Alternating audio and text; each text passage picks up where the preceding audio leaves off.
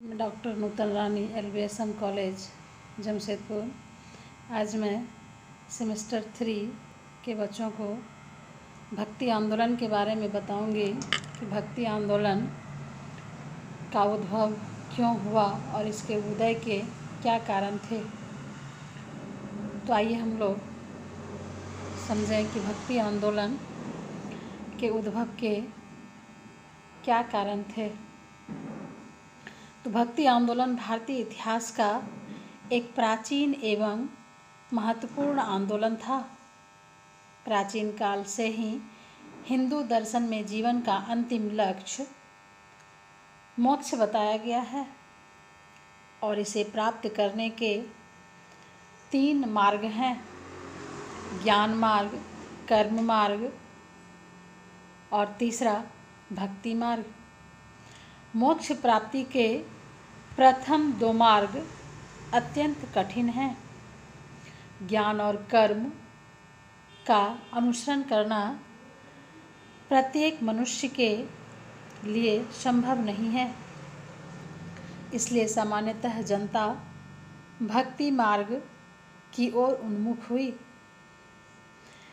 दिल्ली सल्तनत काल में हिंदू साधु संतों ने इस आंदोलन को गति प्रदान की और भक्ति मार्ग के द्वारा मोक्ष प्राप्ति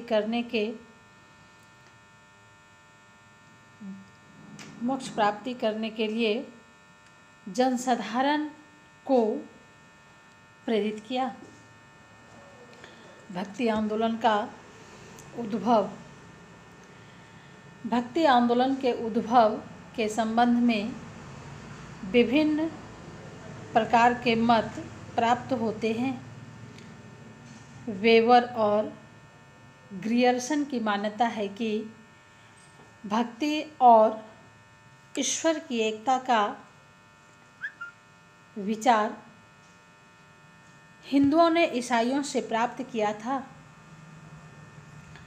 दूसरा मत यह भी व्यक्त किया जाता है कि भक्ति आंदोलन का उद्भव इस्लाम के प्रभाव के कारण हुआ है। शंकराचार्य का अद्वैतवादी सिद्धांत भी इस्लाम से प्रभावित था, परंतु यह तर्कसंगत नहीं है। शंकराचार्य का अद्वैतवाद भारतीय वेदांत दर्शन पर आधारित था। कुछ विद्वानों का यह भी मानना है कि इस्लाम के मिल्लत के सिद्धांत ने भक्ति आंदोलन के प्रचारकों को अत्यधिक प्रभावित किया था।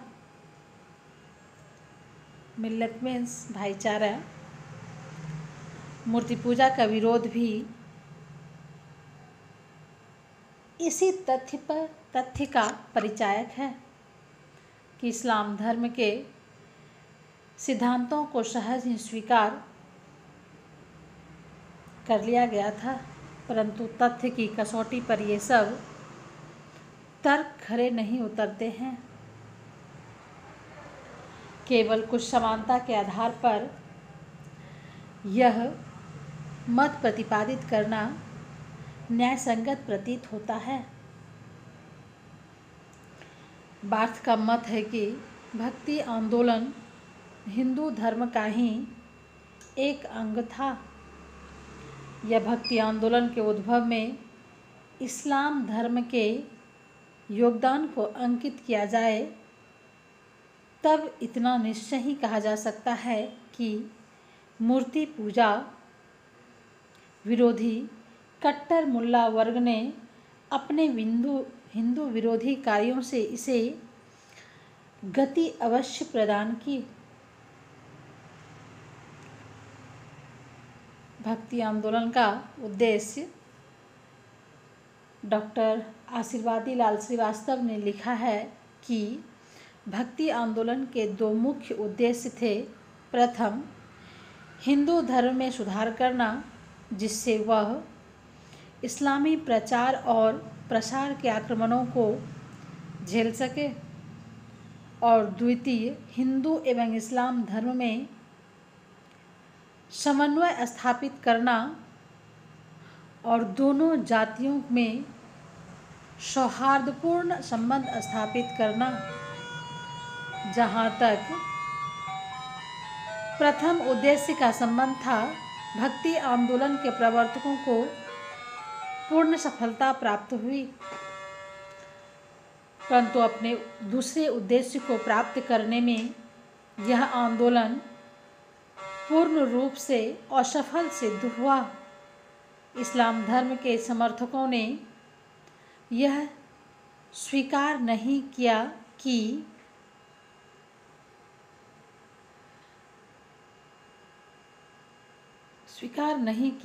कि राम और रहीम या ईश्वर और अल्लाह ही परमात्मा के दो नाम हैं। इसके उदय के बहुत सारे कारण थे।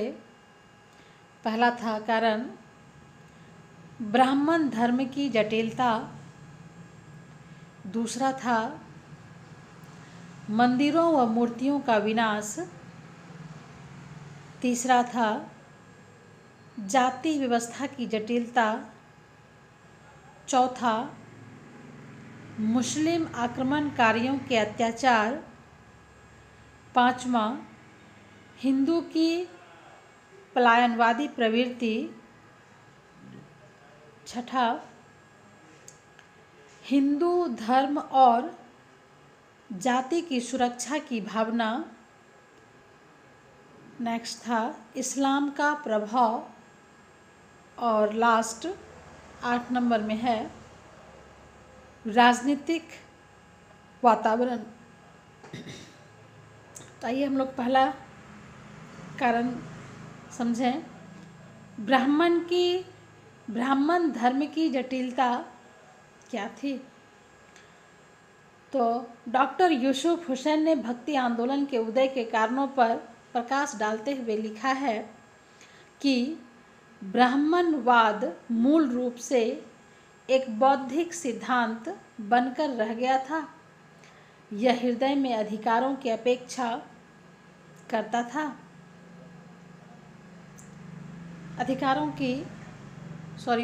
करता था। मौलिक सिद्धांत जिनकी यह वाद शिक्षा देता था अवैयक्तिक और काल्पनिक थे। ये उन लोगों की समझ में नहीं आते थे जो सदैव एक नैतिक और भावयुक्त सिद्धांत एवं धर्म की खोज में थे, जिसके द्वारा हृदय की संतुष्टि और नैतिक शिक्षण संभव हो। इन्हीं परिस्थितियों में भक्ति प्रेम मिश्रित ईश्वर भजन के आंदोलन ने एक अनुकूल वातावरण पाया।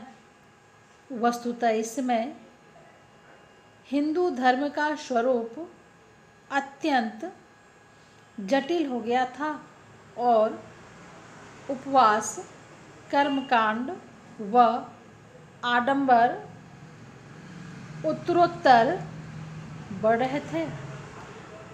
अतः साधारण जनता उनका अनुसरण नहीं कर पा रही थी, जिस कारण भक्ति आंदोलन के उदय का मार्ग प्रशस्त हुआ। दूसरा कारण मंदिरों व मूर्तियों का विनाश। तो मंदिरों और मूर्तियों का विनाश क्या हो रहा था इसमें कि मुस्लिम आक्रमणकारियों ने भारत आकर मनमाने ढंग से मूर्तियों को नष्ट किया और मंदिरों का विनाश किया। उन्होंने हिंदुओं के पवित्र स्थलों को अपवित्र किया।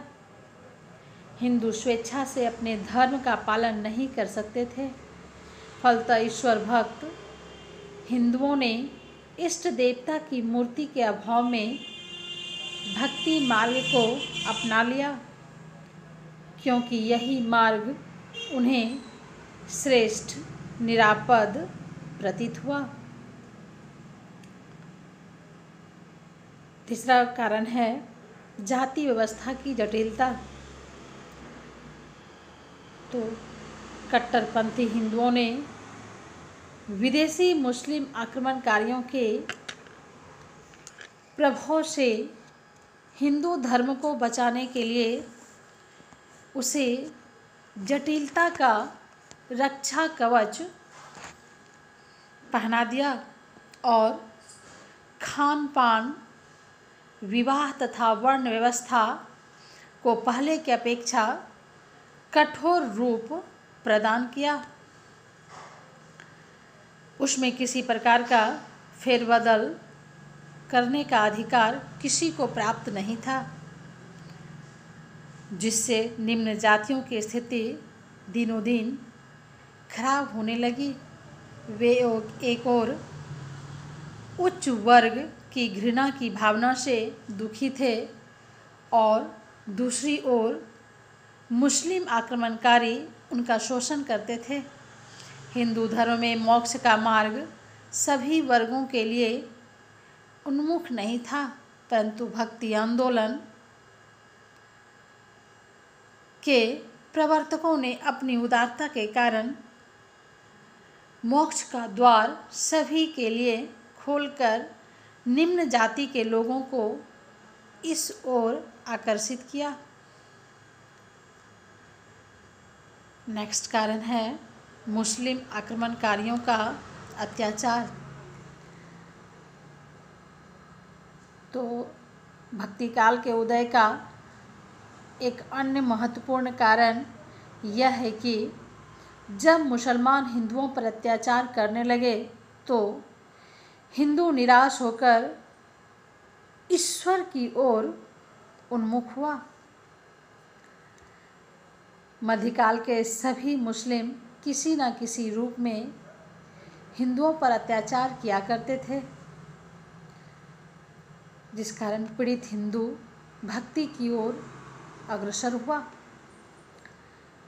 सरदार के.एम. पन्नीकर का मत है कि इस्लाम धर्म के अनुयायियों द्वारा किए गए अत्याचार भी भक्ति आंदोलन के उद्भव के लिए उत्तरदायी है। पांचवा, हिंदुओं की पलायनवादी प्रवृत्ति। तो इसमें हम लोग हिंदुओं की पलायनवादी प्रवृत्ति मतलब कि जब मुस्लिम आक्रमणकारी यहाँ के लोगों पर बार बार शोषण कर रहे थे, उसका उत्पीड़न कर रहे थे, तब हिंदुओं का शौर्य और पराक्रम कुंठाग्रस्त हो गया।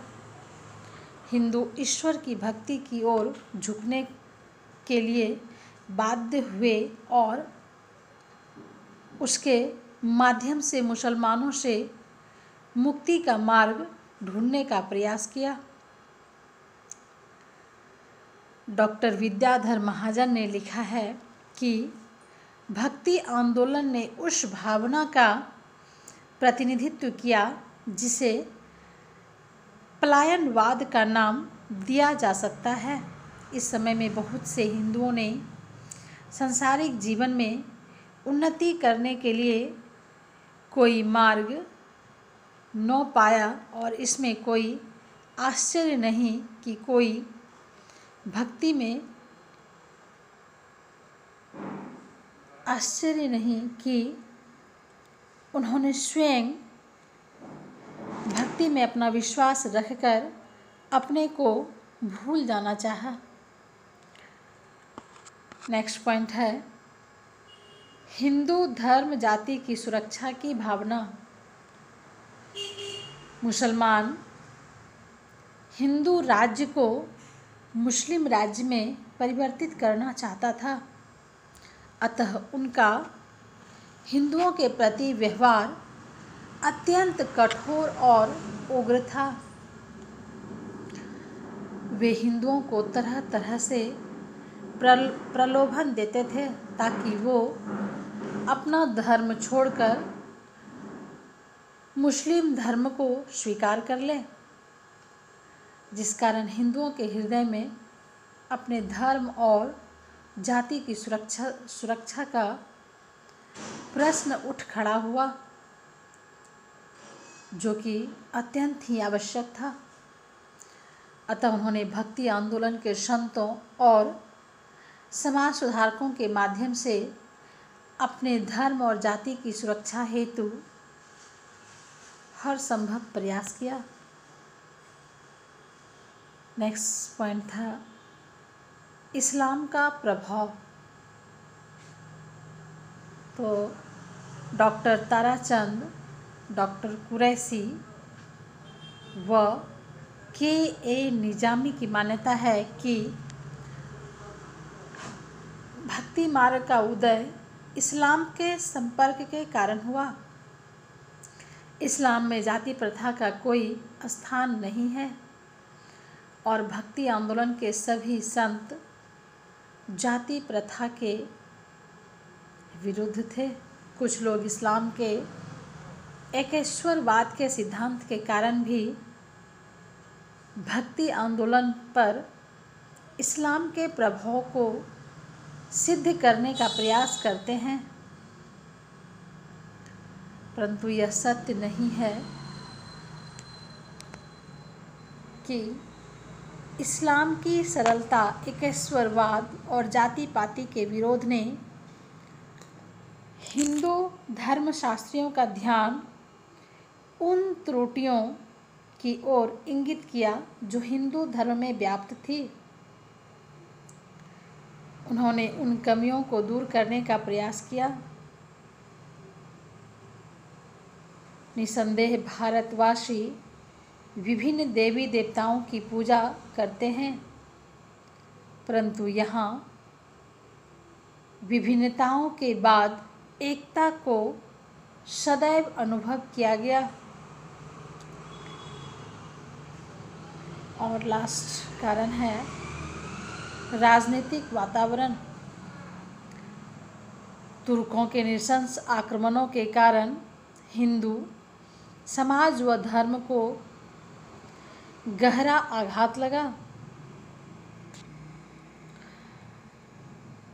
बाद में दासवंश के शासक इल्तुतमिश और बलवन तथा खलजी वंश के शासक अलाउद्दीन खलजी ने भी हिंदू समाज पर भयंकर प्रहार किए, परंतु धीरे धीरे उनका उत्साह और कठोरता कम होती गई और विजयनगर में हिंदू राज्य की स्थापना हुई।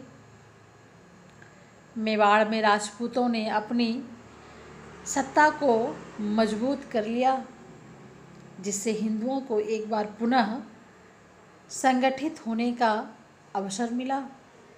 वास्तव में इसी पृष्ठभूमि में उन्नति करने और पुनः संगठित होने का अवसर हिंदुओं को मिला। इस प्रकार हम कह सकते हैं कि भक्ति आंदोलन के प्रारंभ होने के इन सब कारणों ने अपना एक महत्वपूर्ण योगदान दिया। Thank you.